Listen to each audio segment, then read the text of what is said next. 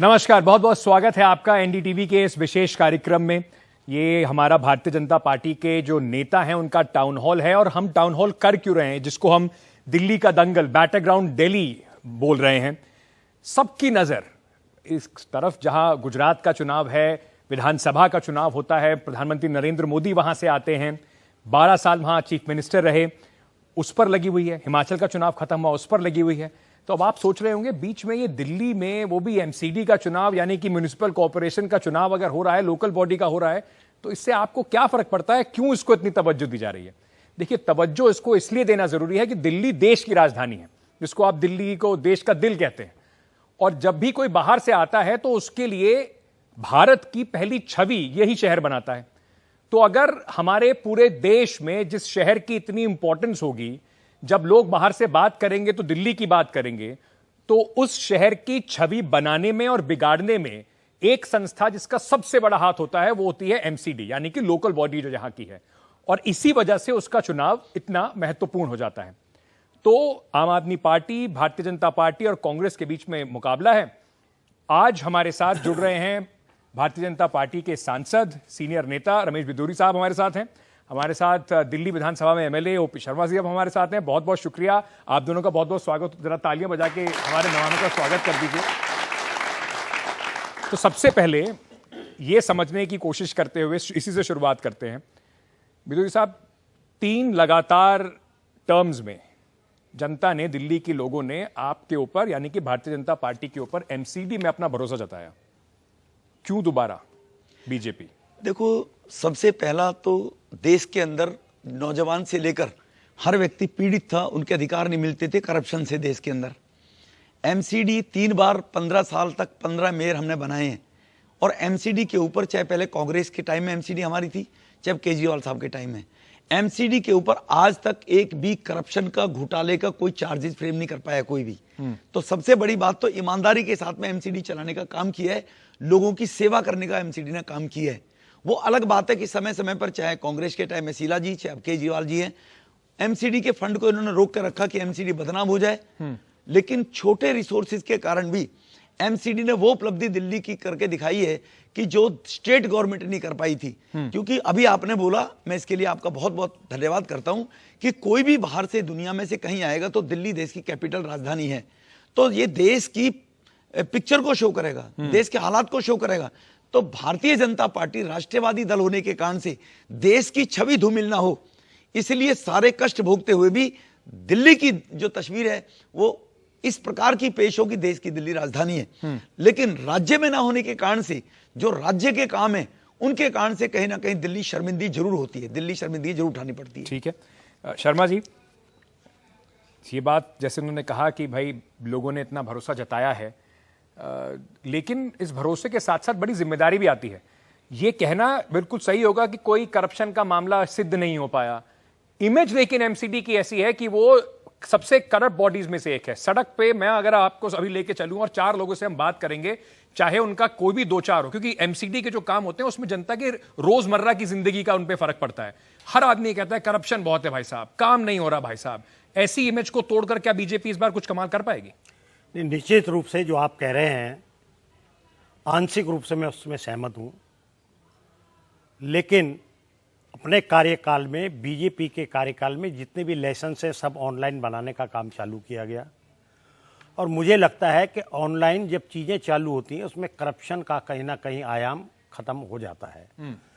तो शीला जी ने जब दिल्ली म्युनिसिपल कॉर्पोरेशन का ट्राइफिकेशन किया और ट्राइफिकेशन करके 3 म्युनिसिपल कॉर्पोरेशन बनी, और उसके वित्त पोषण के लिए जिस संस्था को बनाया गया, उस संस्था के अनुसार जितने उनके लेजिटिमेट पैसा उनको अपनी संस्था को चलाने के लिए मिलना चाहिए था, वो सौतेला व्यवहार करते हुए कहीं ना कहीं केजरीवाल जी ने वो पैसा, उनका लेजिटिमेट पैसा नहीं दिया। उसके बावजूद भी एक सीमित साधनों से प्राइमरी हेल्थ, प्राइमरी एजुकेशन, इन सब चीज़ों में लगातार जो म्युनिसिपल कॉर्पोरेशन ने काम किया है, लाइसेंसिंग है, दूसरी चीज़ है, तो इन सब चीज़ों में लगातार कहीं ना कहीं पहले से बेहतर काम उन्होंने दिखाया है। अब भारतीय जनता पार्टी के केंद्रीय नेतृत्व ने कहीं ना कहीं इस ट्राइफिकेशन को खत्म करके पुनः दिल्ली को एक कर दिया है।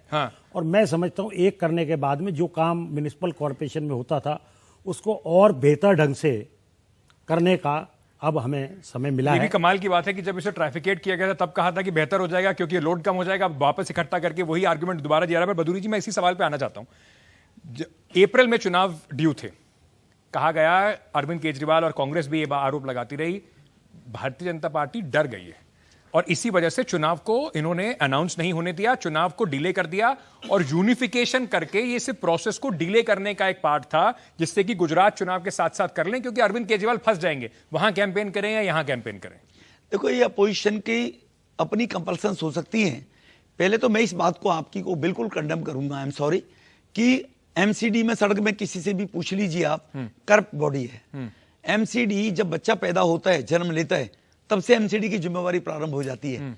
एमसीडी के बर्थ सर्टिफिकेट से लेकर, और कभी बच्चे को अपने पिता या अपने पूर्वज की संपत्ति के अधिकार के लिए डेथ सर्टिफिकेट चाहिए, वो अगर आदमी ले रहा हो, या जो प्राइमा फेसी जो भी एमसीडी के स्कूल चल रहे हैं, मिड डे मील से लेकर एमसीडी के स्कूल में पढ़ाई हो रही है, एमसीडी की डिस्पेंसरी काम कर रही है, उनमें कोई एक गरीब आदमी एमसीडी की डिस्पेंसरी में आता है, वो मैक्स में नहीं जा सकता। एमसीडी में बताया कि डिस्पेंसरी में दवाई दी जाती है, कभी किसी गरीब पेशेंट से टेस्ट के कभी कोई एक आदमी लाके दिखा दो। केजरीवाल ने बड़ी कोशिश की। आप किसी भी वार्ड में चले जाइए, लोग कहेंगे लेंटर डालने का पैसा अगर सबसे पहले आता है तो वो एमसीडी वाले लेने आ जाते हैं। कहीं पर कोई बाहर एक किसी का छज्जा बना होता है, उस पर एमसीडी वाले आ जाते हैं। इन बातों पर लोग जरूर से खफा रहते हैं। बिल्कुल खफा, ठीक रहते ना खफा। ये राज्य सरकार की ड्यूटी है कि स्टेट के अंदर जब तक उसी भी कॉलोनी को वो अप्रूव नहीं करेंगे, उनके नक्शे पास नहीं करेंगे, एमसीडी को अधिकार नहीं देंगे। कौन नहीं कर रहा? स्टेट गवर्नमेंट नहीं कर रही। स्टेट गवर्नमेंट को कॉलोनी को अप्रूव करने के लिए सर्वे करके उस कॉलोनी की सारी फैसिलिटीज कोर्ट के अनुसार, यहाँ पर सीवर डल सकता है, सड़कें बन सकती हैं। लोड जब देश के अंदर, दिल्ली के अंदर आता है, तो एक आदमी इलीगल कमरा बनाने की तरफ भागता है, फिर बाहर निकलने के बाद इलीगल फ्लोर डालने की कोशिश करता है। अलाउ तो उससे कोई करता ही होगा ना, एमसीडी के अधिकारी उसको अलाउ तो कर ही देते हैं। नहीं, तभी तो बन पाता है। अगर उसके पास नक्शा है, उसने नक्शा बना रखा है, वो लीगल काम कर रहा है, मैं सहमत हूं कि गरीब आदमी को इन चीजों के बारे में छूट मिल जाए, उनके साथ में ये लूट ना हो, तो ये ड्यूटी राज्य सरकार की है जी। राज्य सरकार उस कॉलोनी को अप्रूव करने के बाद और मंजूरी दे कि इतने लिमिट तक का एमसीडी नक्शा पास बनाकर उसको दे दे।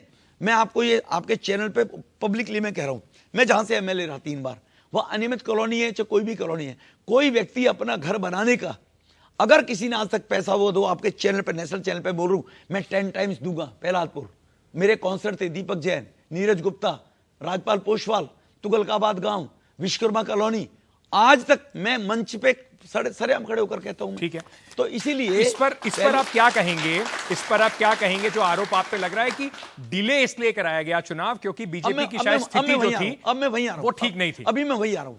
केजरीवाल साहब को दिल्ली फाइनेंस कमीशन के माध्यम से जब निकाय बना, जब नेशनल कैपिटल टेरिटरी एक्ट बना था, तो तय हुआ कि निगम चलाने के लिए पैसा कहां से आएगा। तो तय हुआ दिल्ली फाइनेंस कमीशन तय करेगा कि सरकार के बजट से इतना पैसा दिया जाना है।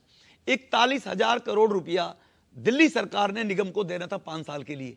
78,000 करोड़ रुपया फंड दिल्ली सरकार का है। केजरीवाल साहब ने अपनी विधानसभा में प्रस्ताव पास किया कि नहीं, हम तो 41 नहीं देंगे, हम तो 27 केवल करोड़ रुपया, इनको 27,000 करोड़ रुपया देंगे। दिल्ली विधानसभा में प्रस्ताव पास करने के बाद केजरीवाल साहब ने पैसा कितना दिया? 6,000 करोड़ रुपया। 5 साल में हमारा हक है जी, वो दिल्ली की जनता का दिया टैक्स का पैसा है केजरीवाल साहब के पास। और केजरीवाल साहब आपको दुश्मनी है भाजपा से है। दिल्ली के 2 करोड़ लोगों ने क्या बिगाड़ा है कि उनके सफाई कर्मचारियों की सैलरी नहीं मिलेगी, वो बदनाम होंगे, टीचरों की सैलरी नहीं मिलेगी, विधवाओं की पेंशन नहीं मिलेगी। तो जस्ट मेरी पूरी बात नहीं, बिल्कुल आप जो कह रहे हैं, बस मैं वही आ रहा हूं। हाँ। अभी यूनिफाइड करने का मतलब क्या है? यूनिफाइड करने का मतलब केवल एक है यूनिफिकेशन में कि अब खर्चे एक रह जाएंगे, 3 मेयर नहीं होंगे, 3 गाड़ियां, 3 स्टैंडिंग कमेटी नहीं होंगी, नंबर 1। नंबर 2, एमसीडी आने के बाद मेयर की ताकत बढ़ेगी, तो सेंटर में कानून लाकर पार्लियामेंट में हम कोशिश करेंगे कि केंद्र से पैसा डाक दिया जाए, राज्य सरकार के मोहताज निगम ना रहे। वो यही आरोप लगा रहे हैं कि आप सिर्फ ये चाहते हैं कि मेयर को मुख्यमंत्री के समानांतर बैठा दिया जाए। हम नहीं बैठाना तो बीजेपी का पूरा एजेंडा यह है कि केजरीवाल को और मुख्यमंत्री कुर्सी को कमजोर कर दिया जाए, क्योंकि हम दिल्ली जीत नहीं पा रहे, इसलिए एमसीडी में कर रहे हैं। ऐसा आप पे आरोप है? हाँ, वो हम पे आरोप लगा रहे हैं। मेरा आरोप है, केजरीवाल साहब कहते कि मैंने, केजरीवाल साहब के घर का पैसा तो है नहीं, बपौती तो है नहीं, जो 78,000 करोड़ रुपया फंड है, उसमें 21,000 करोड़ रुपया तो बढ़ा है जीएसटी के लाने के कारण। जीएसटी कौन लेकर आए? मोदी जी लेकर आए। कभी किसी ने कोशिश की, प्रयास किया? कोई नहीं कर पाया। जीएसटी आने के बाद दिल्ली सरकार का जो फंड होता था 38-39,000 करोड़ रुपया, वो बढ़कर 78,000 करोड़ हो गया। वो जीएसटी के कारण हुआ। तो केजरीवाल साहब या उनका कोई प्रतिनिधि अगर बताए कि एमसीडी का दिल्ली फाइनेंस कमिश्नर ने अप्रूवल दी थी 41,000 करोड़ की, हमने विधानसभा में पास किया 31,000 करोड़ 29,000 करोड़ रुपए देंगे, क्यों नहीं दिया जी? ठीक है जी, ये सवाल जब अरविंद केजरीवाल हैं, क्योंकि इसमें ना बड़ी समानता मुझे लगी, शायद आप लोगों को भी लगी। कुछ दिन पहले तक अरविंद केजरीवाल भी यही कहते थे, हम काम करते रहे, वो रोकते रहे। आप भी अब यही कह रहे हैं, एमसीडी में हम काम करने की कोशिश करते रहे, केजरीवाल अड़ंगा डालते रहे। लेकिन मैं एक सवाल इससे जुड़ा हुआ आपसे और पूछना चाहता हूं। 2017 में, और ये बड़ा मुद्दा है एमसीडी चुनाव के लिए, पूरा आम आदमी पार्टी की कैंपेन ही इस पूरे चुनाव में उसी को लेकर है। 2017 में जब एमसीडी में आप लोगों की जीत हुई थी, भारी भरकम जीत हुई थी, तीनों एमसीडी में आप जीते थे और भारी बहुमत से जीते थे। मनोज तिवारी जी तब आपके अध्यक्ष होते थे दिल्ली प्रदेश के। उन्होंने तब ये बात कही कि 3 महीने का समय दे दीजिए, दिल्ली को कूड़ा मुक्त कर देंगे। हमारी पहली प्राथमिकता दिल्ली को कूड़ा मुक्त करने की है। उस बात को कहे हुए 4 साल 9 महीने हो गए हैं। आप ईमानदारी से बेदूरी जी दिल पे हाथ रख के बता दें, दिल्ली कूड़ा मुक्त दिख रही है आपको? दिल्ली के वो जो 3 पहाड़ हैं वो बीजेपी की नाकामी का बयान नहीं देते? अंकित जी, आई एम सॉरी, यहां भी लोगों को गुमराह करने का प्रयास है। वो मास्टर प्लान में 40 साल पहले जब दिल्ली का मास्टर प्लान आया था, ये लैंड जो ये लैंडफिल साइट होती है, ये दुनिया के विश्व के सभी महानगरों में होती है, कोई दिल्ली में अकेली नहीं है। ये ऑथेंटिक साइट है। अगर दिल्ली गली मोहल्ले का कूड़ा निकलेगा तो कहां जाकर डालेगा? यूपी डलवाएगा क्या? वो दिल्ली की जमीन में डालना पड़ेगा। टेक्नोलॉजी हिंदुस्तान में कौन लेकर नहीं आया पिछले 70 साल में? इस कूड़े को निस्तारण की टेक्नोलॉजी नहीं थी। मोदी जी 14 में आए हैं, 16 में टेक्नोलॉजी आई है। टेंडर करने के बाद 19 में हमने वेस्ट टू और एनर्जी के प्लांट ओखला में 2000 मीट्रिक टन कूड़े को वो निस्तारण करेगा और 18 महीने का टारगेट है। इससे पहले टेक्नोलॉजी देश में नहीं थी, कौन जिम्मेवार था? जब 14 से पहले मोदी जी थे ही नहीं, तो मोदी जी जिम्मेवार नहीं थे। तो 17 में ये मान लें कि मनोज तिवारी जी ने ऐसी अपने मन से बात कह दी, 3 महीने में सफाई कर देंगे। नहीं, हम ट्राई कर रहे हैं, लेकिन केजरीवाल को 24,000 करोड़ रुपया नमामि गंगे से जबना साफ करने के लिए दिया। हमने दिया, बड़ा मन देखिए केंद्र का। केजरीवाल साहब सामने आकर मना करे। केजरीवाल जब उस पैसे को देगा ही नहीं, अगर उसको हम राजस्थान या कहीं और किसी प्लांट पे ले जाएं, और ड्यूटी राज्य सरकार की बनती है, जितनी एज वेल एज एमसीडी की बनती है, उससे बड़ी राज्य सरकार की बनती है। अब केजरीवाल के मोहताज ना रहें। हम मेयर को बराबर नहीं लाना चाहते। हमारा काम सेवा भाव है। सत्ता हथियाना नहीं चाहते। शर्मा जी, ये आपसे समझना चाहता हूं कि 2017 में कहीं ना कहीं शायद भारतीय जनता पार्टी को लगा कि उनके काउंसलर ने काम अच्छा नहीं करा, इस वजह से आपने अपने पूरे 17 के जो काउंसलर थे जब चुनाव हुए थे सबको बदल दिया था। आपको भी याद होगा लिस्ट जो थी, वो एक काउंसलर, मतलब पूरे आपने हर जगह पर अपने नए काउंसलर दिए थे। बीजेपी कई जगह पर करती है एंटी इनकम्बेंसी को कम करने के लिए। शर्मा जी मेरे बड़े भाई हैं। हाँ।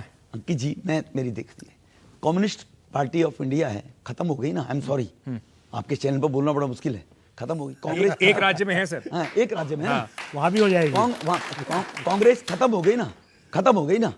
क्योंकि भारतीय जनता पार्टी हो, चाहे राष्ट्रीय स्वयंसेवक संघ हो, विश्व का सबसे बड़ा NGO, national non government organisation संस्था के रूप में काम करती है, पुराने लोगों को अगर उन्हीं के पदों पर बैठाया रहा जाएगा तो 25 साल 24 साल 30 साल के बच्चे को काम करने का मौका कैसे मिलेगा? इस बार आपका भी नंबर, इस बार आपका ही पत्ता हटने वाला है। 25 साल 30 साल का बच्चा एमपी का चुनाव लड़ेगा क्या? क्यों नहीं लड़ सकता? क्यों? हमने लड़ा है बेंगलोर से। मैं तो इसलिए कह रहा हूं कि क्योंकि क्या ये कहीं ना कहीं ये एडमिशन नहीं था कि आपके काउंसलर्स का काम अच्छा नहीं था, इस वजह से आपने पिछली बार बदला। और इस बार भी आप देखो, जो आपने अपनी लिस्ट निकाली थी एमसीडी चुनाव की, उसमें आपने सिर्फ 52 ऐसे अपने काउंसलर्स हैं, एक्स काउंसलर, जिनको आपने रिपीट करा। बाकी सब तो आप बहुत सारे नए लोगों को भी लेकर आ रहे हो। नहीं, नए लोग रोटेशन के कारण जो सीट महिला होगी वो पुरुष लड़ रहे हैं वहां पर, ऑटोमेटिकली कैसे लड़ लेगा? जो जनरल थी वो ऐसी हो गई, कैसे लड़ लेगा वो? तो इस कारण से कुछ कटे, और नए लोगों को मौका नहीं देंगे, उन्हीं ऊपर से फोन करते करते बड़े लोगों को करते रहेंगे, तो नीचे हमारी आइडियोलॉजी को चलाने वाले लोग कौन होंगे? तो ये प्रोसेस है हम लोगों का। पर अगर नीचे आइडियोलॉजी चलाने वाले इतने सारे लोग हैं, इतनी सारी जनता आपके साथ में है, तो क्यों ऐसा होता है कि एमसीडी चुनाव, लोकल बॉडी चुनाव, उसमें बस प्रधानमंत्री जी का चेहरा, और प्रधानमंत्री जी खुद कैंपेन करने नहीं आ रहे हैं, उसके नीचे बीजेपी में अगर आप देख ले तो राष्ट्रीय अध्यक्ष, होम मिनिस्टर, डिफेंस मिनिस्टर, कल 6 आपके कुल मिला के केंद्र मंत्री थे, आपके 4 मुख्यमंत्री यहां पर थे।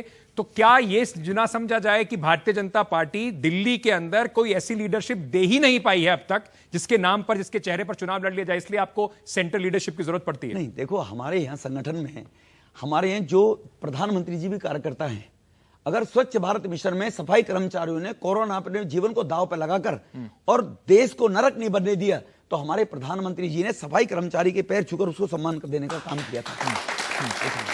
हमारे यहाँ प्रधानमंत्री भी कार्यकर्ता है, मुख्यमंत्री भी कार्यकर्ता है, और जो चुनाव लड़ते हैं उसमें हर कार्यकर्ता काम करता है। अगर वो मुख्यमंत्री बना रहेगा तो अब राजाशाही खत्म है देश के अंदर। लेकिन अपने अपने राज्य के काम छोड़कर वो एमसीडी में चुनाव में आपसे आपके लिए वोट मांगने आ रहे हैं। कौन? मतलब गृह मंत्री देश के अपने काम छोड़कर गली नुक्कड़ में बिजली की समस्या, पानी की समस्या, नाली की समस्या पे वोट मांगने आएंगे। केजरीवाल क्यों जा रहा है गुजरात? केजरीवाल क्यों गया पंजाब? तो आप दिल्ली का मुख्यमंत्री है तो ना? आप ये मान रहे हो कि केजरीवाल के खिलाफ आपने बीजेपी के पूरे सितारों की लिस्ट निकाल दी है? ये केजरीवाल अरे के भाई खिलाफ हमारे नहीं पास है। स्टार है, उसके पास नहीं है। अच्छा, नहीं, ये भी कह सकते हैं हमारे पास स्टार हैं, लेकिन केजरीवाल के खिलाफ नहीं है। हमारा हर नेता जो है, अगर वो फेम है, हर नेता हमारा काम करता है तो एक कार्यकर्ता की तरह। ये अच्छी बात भी है। मैं तो कहता हूं कि भारतीय जनता पार्टी हर चुनाव को इतनी शिद्दत से लड़ती है कि उसको दोनों तरह से देखने का तरीका एक ये है कि और कोई आप लीडरशिप आप ऐसा चेहरा नहीं बना पाए। दूसरा तरीका ये है कि हर लीडरशिप, हर आपका जो नेता है वो बिल्कुल शिद्दत से हर चुनाव लड़ता है। लेकिन शर्मा जी ऐसे कह रहे थे कि भाई हमारे पास स्टार्स हैं, उनके पास स्टार नहीं है। तो शर्मा जी, अगर दिल्ली चुनाव की बात करें, विधानसभा चुनाव की, तो तब भी वहां पे आपके पूरे दिग्गज लगे थे। अमित शाह जी ने खुद पूरी कैंपेन लीड करी थी। इस बार अगर एमसीडी के चुनाव में आप लोग चाहेंगे आप जीते, पर अगर मान लीजिए ऐसा नहीं होता हो तो यह मान लिया जाए कि केजरीवाल के सामने सारी स्टार पावर फेल है आपकी? देखिए, सवाल ये, हर पार्टी अपना अपना प्रयास करती है। भारतीय जनता पार्टी विश्व की सबसे बड़ी पार्टी है, और ना केवल विश्व की सबसे बड़ी पार्टी, आज पूरे विश्व ने नरेंद्र भाई मोदी को अपना एकमात्र नेता माना है। ये गर्भोक्ति 8 साल से लेके 22 तक के बीच का एक हमारा वो है। तो इतना बड़ा विश्व स्तरीय नेता होने के बाद भी, घर का मुखिया होने के नाते, जैसा कि अभी रमेश जी ने कहा, घर की हर छोटी बड़ी चीज में उनकी एक दिशा निर्देश और उनकी निगाह रहती है। तो हमारे जो लोग हैं, जो हमारे पास अवेलेबल हैं, वो सब लोग लगते हैं। और मैं ये समझता हूँ कि ये सब लोग जब लगेंगे, अब लोगों को जो रंगा हुआ श्यार है ना, अब उसका रंग उतर गया। लोगों की आंख में जो आंधी की जो धूल थी वो उतर गई है। और अब आप ये देखिए, 2015 में भी मैं था, 13 में भी था, 20 में भी हूँ। अगर मैं बात करूँ 15 की, तो 3 मंत्री जेल गए।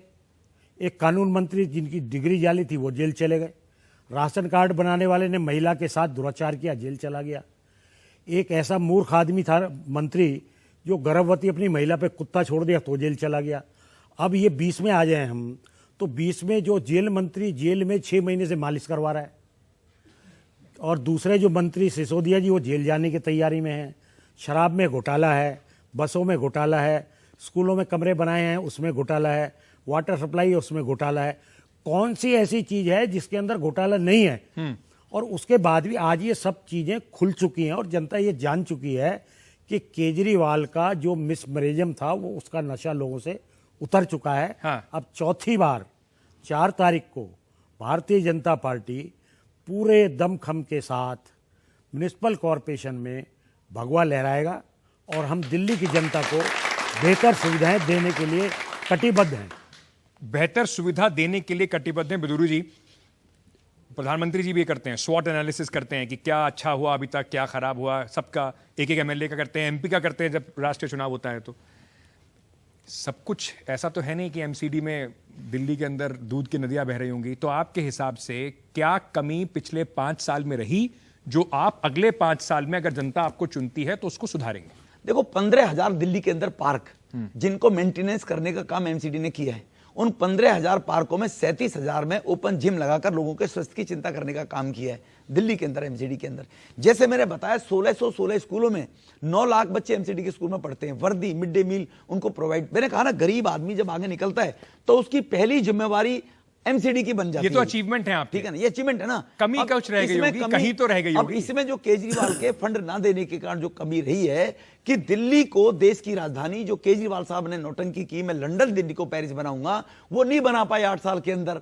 अब यूनिफिकेशन करने के बाद मेयर हमारा होगा। अब दिल्ली को एक जो विश्व स्तरीय भारत की जगह, आज 5वें इकोनॉमी में दुनिया के 5वें नंबर पर भारत है। बिल्कुल। जिस ब्रिटेन ने हमारे ऊपर 200 साल राज किया, आज इकोनॉमी में हम पिछले 8-5 साल में से ऊपर आ गए हैं। ये हम भारत के लिए गौरवान्वित होने वाला विषय है। तो अब अगर दिल्ली कोई बाहर का व्यक्ति आएगा तो विश्व स्तरीय राजधानी दिल्ली हम बनाएंगे और सेंटर से पैसा, केजरीवाल पैसा नहीं देगा तो केजरीवाल साहब को तो आने वाले चुनाव में लोग फिर सबक सिखाएंगे, उसके बाद भी अगर नहीं देगा तो। और दिल्ली को जो विश्व में एक बड़े देश की जो राजधानी डिजर्व करता है वो बनाया जाएगा। जी जी, यानी कि ये मान के चलें कि अभी तक जो बहाने थे वो खत्म हो जाएंगे। अब दिल्ली में बीजेपी बहाना नहीं बनाएगी। अगले 5 साल में जब हम बात करेंगे, अगर बीजेपी जीतती है तो दिल्ली को एक विश्व स्तरीय राजधानी बनाने में एमसीडी का पूरा योगदान रहेगा। बिल्कुल। अगर दिल्ली विश्व स्तरीय नहीं होगी, अब अगले चुनाव में रिकॉर्डिंग कर लेना। हाँ। हम दिल्ली के लोगों से वोट मांगने नहीं आएंगे। ये रिकॉर्डिंग पर ही मैं रिकॉर्डिंग रोक देता हूं कि अगर दिल्ली विश्व स्तरीय राजधानी नहीं बना पाई है एमसीडी, तो बिदूरी जी तो वोट मांगने कम से कम आएंगे नहीं। तब जितने भी बाकी नेता मुख्यमंत्री होंगे, क्योंकि भाजपा तो तब भी उनको भी उतारेगी, वो लोग वोट मांगने जरूर आए, पर बिदूरी जी नहीं आएंगे वोट मांगने के लिए। कुल मिलाकर वो भी नहीं आएंगे, वो भी नहीं आएंगे। बीजेपी आएगी नहीं वोट मांगने के लिए। बिल्कुल। सबके आप सब, क्योंकि हमारे देश के प्रधानमंत्री ने जिस चीज का शिलान्यास किया ना, हाँ। ये पिछले 8 साल का ट्रैक रिकॉर्ड है, उसका उद्घाटन प्रधानमंत्री जी ने किया है। यानी भटकना ये खत्म हो गया। अगर बीजेपी जो वादे कर रही है ना निभा पाई अगले 5 साल के लिए, तो बीजेपी चुनाव ही नहीं लड़ेगी अगला, यही मान ले। ना निभा पाए, सवाल ही पैदा नहीं। ठीक है, इनका कॉन्फिडेंस। जी त्यागी जी, राम मंदिर बनने का, भव्य राम मंदिर का कार्य चल रहा है। वाराणसी कॉरिडोर का पूरा हो चुका है। इंफ्रास्ट्रक्चर आप देख रहे हैं। ये भारतीय जनता पार्टी का एक सोच है, लटकाना, भटकाना और देर करना। ये हमारी संस्कृति में नहीं है। तो अब इसी वादों पर क्या दिल्ली की जनता एक बार फिर से बीजेपी पर करेगी विश्वास? क्योंकि आपको एक आंकड़ा देता हूं, टोक्यो के बाद जो दिल्ली एमसीडी है वो दुनिया की सबसे बड़ी एमसीडी है, पर दिल्ली क्या टोक्यो जैसा है, ये आपको अब सोचना होगा। और दूसरी बात हमें यह सोचनी होगी, घर में मत बैठिएगा 4 तारीख को जब ये चुनाव होंगे कि एमसीडी का चुनाव है, छोटा चुनाव है, मुझे क्या फर्क पड़ता है। उसके बाद जब आपकी गली टूटी मिलेगी, आपके पास लाइट नहीं होगी, स्ट्रीट लाइट, और पार्क आपका खराब होगा, तो सबसे ज्यादा फर्क आपको ही पड़ेगा। इसलिए वोट जरूर डालिएगा, जिस भी पॉलिटिकल पार्टी को आप वोट डालना चाहें। बातें आपने बीजेपी की सुनी, हम हर पॉलिटिकल पार्टी की आवाज लेकर एनडीटीवी पे आते रहेंगे। चुनाव आपका है, आपको चुनना है। बहुत बहुत शुक्रिया हमारे साथ जुड़ने के लिए, हमारे मेहमानों का भी बहुत बहुत शुक्रिया।